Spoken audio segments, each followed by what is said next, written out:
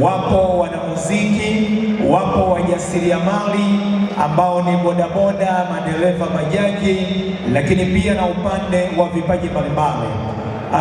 Njombe Smart Talent 2026 tunasema your effort, your destiny, kwamba juhudi zako ndo hatima ya maisha yako. Kwenye kile ambacho unakifanya, pindi ukikifanya kwa nguvu, kwa uwezo na ukawekeza nguvu kubwa, basi unatengeneza hatima nzuri ya kufanikiwa katika kile ambacho unakifanya. Niombe kutoa shukurani za dhati. Tuzo hizi usiku huu zimedhaminiwa na wadhamini mbalimbali ambao wametushika mkono kuhakikisha jambo hili linafanikiwa siku ya leo. Wapo 89.1 Aplex FM Radio kutoka Njombe, Tanzania.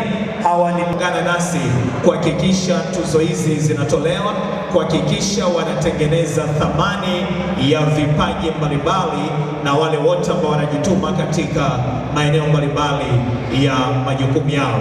Lakini nitakuwa mchoyo wa fadhila kama sito washukuru Mwendege Company Limited. Wao pia ni sehemu ya wadhamini wa tuzo hizi.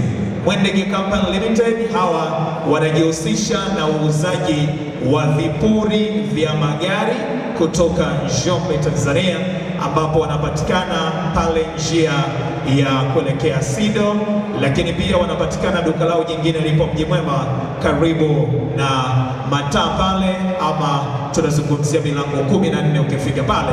Mwendege Company Limited wako pale, wao ni wauzaji wa spare za magari. Lakini vile vile tunao Pangani Hardware, wao pia wamesimama.